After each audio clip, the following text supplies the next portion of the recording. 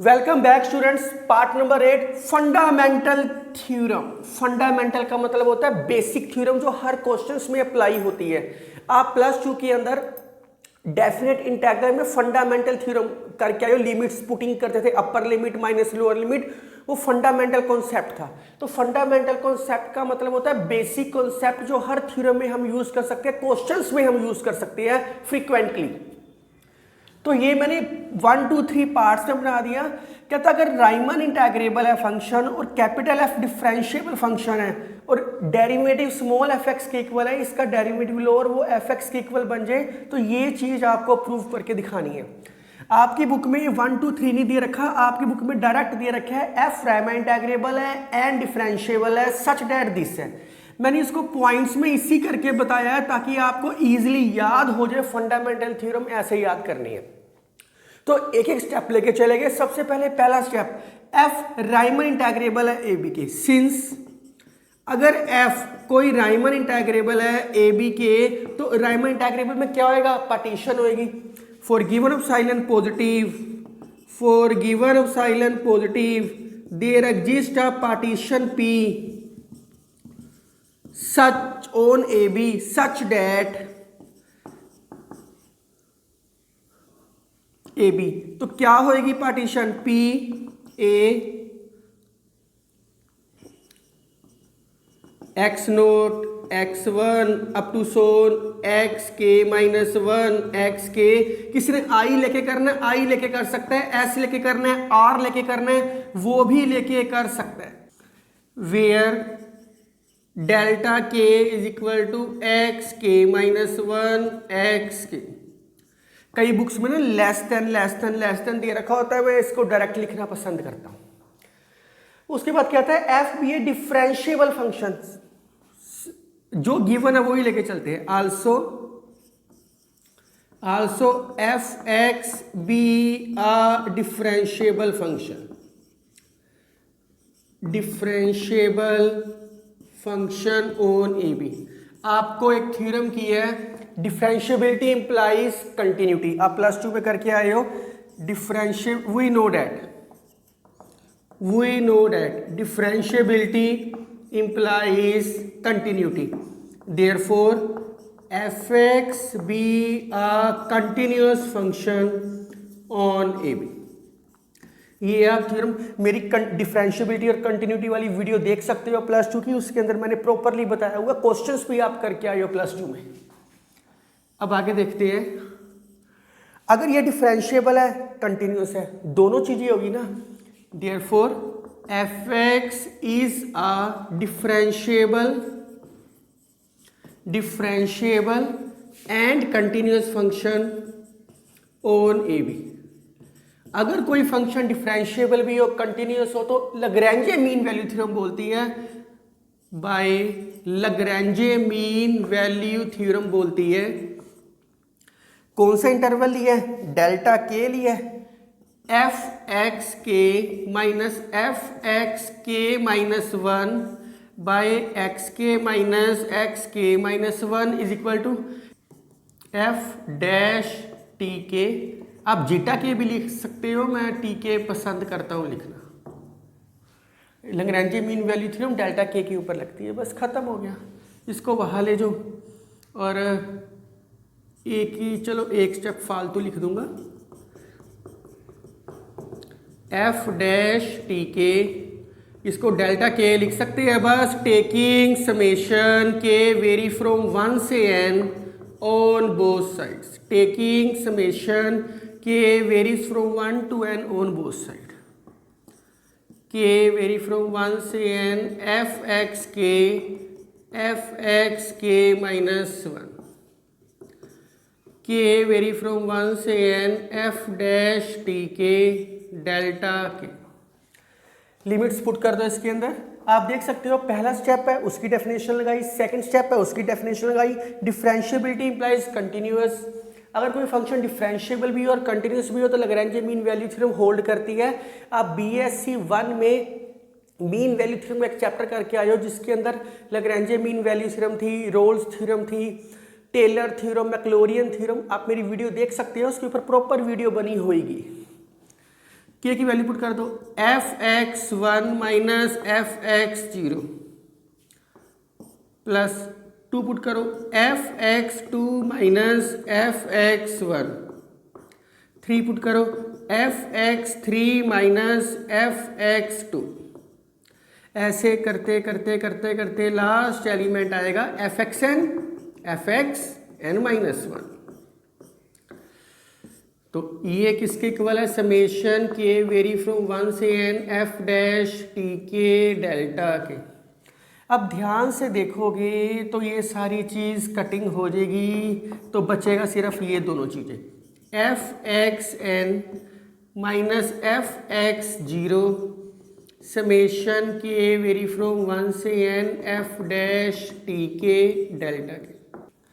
xn की value क्या दे रखी है, b, x0 की वैल्यू a और f डैश tk की वैल्यू स्मॉल fx। अब थर्ड स्टेप कर दो, तो ये क्या आ गया, fb माइनस fa समेशन के वेरी फ्रॉम 1 से n f डैश tk, क्योंकि आप देख सकते हो f dash tk small f dash नहीं आएगा, f tk बस खत्म हो गया डेल्टा के। ये चीज़ प्रूव होगी, ये चीज़ प्रूव करनी है, टेकिंग वो ही काम, नोम गोज टू 0 मैक्सिममली एस, अगर ये 0 को जाएगा तो n इन्फिनिटी को जाएगा। तो ये सारी चीज़ अगर ये n इन्फिनिटी को जा रहा है, नोम 0 को जा रहा है, ये आपको मैं एज ए रिजल्ट भी करवा चुका हूँ वीडियो नंबर 6 के अंदर, शायद वीडियो नंबर 5 के अंदर, जिसके अंदर मैंने SPF लिखा था। मैंने एक नया तरीका है, इनअदर डेफिनेशन है रायमन इंटीग्रेबल की, वो भी लिख सकते हैं, या एक थ्योरम भी आप करके आए हो, मैंने एज ए रिजल्ट करवाया था कि फंक्शन लिखते हैं, वैसे m के डेल्टा के लिखते हैं, पर नई डेफिनेशन में f लिख देते हैं SPF में, लोअर या अपर रायमन इंटीग्रेबल को। नहीं तो आप +2 BSc 1 में डेफिनेट इंटीग्रल करके आए हो, इसको डायरेक्ट लिख सकते हैं। ये रिजल्ट होता है a to b f(x) dx। तो देयरफॉर एफ बी, अगर ये नोम 0 को जाएगा, n इन्फिनिटी को जा रहा है, तो हम इसको ऐसे लिख सकते हैं। ये ही प्रूव करने के लिए कहा था, हेंस प्रूव्ड। तो मैंने इस थ्योरम में क्या किया है, बेसिकली पहली डेफिनेशन लगाई है, सेकंड डेफिनेशन लगाई है, थर्ड का रिजल्ट यूज किया है, ऑटोमेटिकली प्रूव हो गया। तो राइट डाउन प्लीज स्टूडेंट्स। अगली theorem 13 number theorem, almost theorem 2-3 theorem से पेंडिंग है, खत्म होने वाली है। आई थिंक 10 तक उम्मीद है कि थ्योरम्स खत्म हो जाएगी। अगर उसके बाद जो क्वेश्चंस है, अगर आपके कुछ पेंडिंग क्वेश्चंस रहते हैं या इनके बेस पे कुछ क्वेश्चन चाहिए, तो आप मुझे कमेंट करना, मैं उसके ऊपर वीडियो नंबर 1, 11 या 12 और 2 वीडियो एक्स्ट्रा बना दूंगा। फंडामेंटल जो थ्योरम है, फंडामेंटल थ्योरम के क्वेश्चन बहुत आसान है, इसलिए मैंने नहीं करवाए। आपकी बुक में आप देखोगे तो आपको इजीली समझ आ जाएगी। तो ये देखो आप, continuity of an integral function theorem है। एक कंटिन्यूटी की थ्योरम आएगी 13 नंबर, 14 नंबर डेरिवेबिलिटी की थ्योरम आएगी। f अगर रायमन इंटीग्रेबल है, उसका एक फंक्शन डिफाइन है f(x) = a2x ft dt, ये कंटिन्यूस होना चाहिए। In other statement very important है, पेपर में आएगी तो यही आएगी। थ्योरम बोलती है प्रूव दैट ft क्या है, रायमन इंटीग्रेबल। रायमन इंटीग्रेबल का इंटीग्रल, बहुत ध्यान सुनो, f क्या है, रायमन इंटीग्रेबल। रायमन इंटीग्रेबल का इंटीग्रेबल कंटिन्यूस होना चाहिए, यही लिखा है मैंने, integral of A integrable function is continuous. तो इसको प्रूफ देखते हैं, ये आप राइट डाउन कर सकते हो थ्योरम, इन अदर स्टेटमेंट इसकी। तो इसका प्रूफ देखते हैं। जो कहानी बोलती है हमने वैसे ही करना होता है। f रायमन इंटीग्रेबल है, सिंस f रायमन इंटीग्रेबल है। रायमन इंटीग्रेबल किसके ऊपर है, ab के ऊपर। इसका मतलब f इज बाउंडेड फंक्शन होएगा ऑन ab। अगर ये बाउंडेड फंक्शन है तो डेफिनेशन क्या बोलती है बाउंडेड फंक्शन की, there exist a real number m such that F T का मोड, कोई नया वेरिएबल या t less than m for all t belongs to a, b less than equal to. Bounded की definition लगा दी। अब आपने prove करना है कंटिन्यूअस। आप प्लस टू में भी बहुत बारी करके आए हो, या पता भी होना चाहिए, कंटिन्यूटी किसी न किसी एक पॉइंट पे चेक होती है। तो let C be any point on A B, C be any point on A B. Continuity check करने के लिए ए और बी जो इंटरवल दे रखे इसके बीच का कहीं भी कोई पॉइंट ले लो सी, क्योंकि कंटिन्यूटी किसी भी एक पॉइंट पे चेक होती है। मैंने एक पॉइंट लेट कर लिया सी, इसीलिए लेट किया था। आपके दिमाग में ये भी विचार आ सकता था। अब इसकी डेफिनेशन लगाते हैं। For given epsilon positive there exist a real number delta such date x minus सी, जो पॉइंट लिया लेस देन डेल्टा। डेल्टा को क्या लेट कर रहे हैं ये लास्ट में हम लिख लेंगे ताकि वैल्यू इजी हो जाए। Accordingly delta we have, continuity कैसे प्रूव होएगी, एक पॉइंट पे चेक करना पड़ेगा, इस फंक्शन पे चेक करना पड़ेगा। We have F x minus f सी का मोड। अगर ये लेस देन एप्सिलॉन आ जाए तो कंटिन्यूस प्रूव हो जाएगा। एफ एक्स की वैल्यू क्या दे रखी है, ए to x F T D T. F C की यहाँ सी आ जाएगा, बाकी सारा सेम रहेगा। ए टू एक्स की जगह क्या आ गया, C F T D T. X की जगह मैंने सी लिख दिया। आप अब देखो आगे, ये x है ये a है, इनको इंटरचेंज कर ले ताकि ये सेम चीज बन जाए। इनको इंटरचेंज कर लेता हूँ तो मैं लिख सकता हूँ एफ एक्स माइनस एफ सी। जब इंटरचेंज करोगे आप तो क्या आएगा, a to x F T D T. इसको इंटरचेंज करोगे तो ये बीच में प्लस का साइन हो जाएगा, c to a F T D T. आप ये करके आए हो छोटी क्लासों में, a to b f x d x होता था।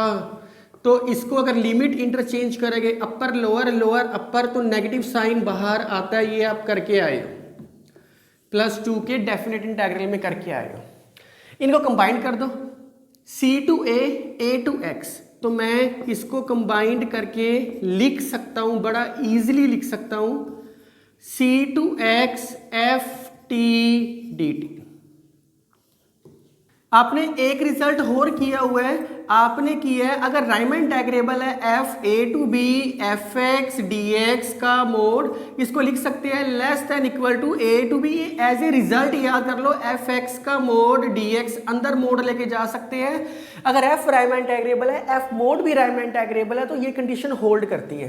तो मैं इसको लिख सकता हूँ less than equal to C to x F T mode D T. F T mode मैंने क्या लिया है, less than equal to M. तो less than equal to M C to x D T by one. खत्म हो गई theorem बस। Less than equal to M x T integration आ गई, सी से एक्स एम एक्स माइनस सी। एक्स माइनस सी मैंने क्या लिया है, लेस देन डेल्टा। तो लेस देन एम डेल्टा। यहाँ तक पहुँच गई। हमें प्रूव करना था कि ये लेस देन एप्सिलॉन होना चाहिए। तो अब यहाँ मैं टेक करूँगा डेल्टा की वैल्यू क्या करूँ कि एप्सिलॉन बन जाए, क्योंकि delta is epsilon is a very small quantity. यहाँ लिख देते हैं take delta equal to epsilon by m. ये करके हम अपनी अकॉर्डिंग क्वेश्चन करते हैं ताकि थ्योरम में प्रूव हो जाए, क्योंकि ये स्मॉल क्वांटिटी है। हम इसको स्टार्टिंग में लेट करेंगे तो वो रट्टा हो जाएगा, इसलिए लास्ट में जैसे कंडीशन चाहिए, मैंने पहले भी थ्योरम आपको ऐसे ही करवाई है कि जैसे कंडीशन चाहिए वैसे लेके चलेंगे। F c mod less than epsilon. अगर कंटिन्यूटी की डेफिनेशन बोलती है x minus c less than delta है, तो f x minus f c भी लेस देन एप्सिलॉन होना चाहिए। Therefore f is continuous. Continuous किस पे चेक किया है, सी पे चेक किया है। एफ इज कंटिन्यूअस ऑन सी, और सी पॉइंट किसके अंदर है, बिलोंग्स किसको करता है, a b, which implies f is continuous on AB. Hence proved। यही प्रूव करने के लिए कहा था। आपने एक चीज और की है, एक रिमार्क याद रखना, कंटिन्यूटी इंप्लाइज यूनिफॉर्मली कंटिन्यूटी। अगर क्वेश्चन में अगला part they they also prove uniformly continuous, तो we know that every continuous function is uniformly continuous, therefore this is uniformly continuous. अगर आपको मेरी वीडियो पसंद आ रही तो kindly like share and subscribe my channel. ये दो थ्योरम्स की आप प्रैक्टिस करना, अगले पार्ट में डेरिवेबिलिटी की थ्योरम करेंगे। So thank you, take care.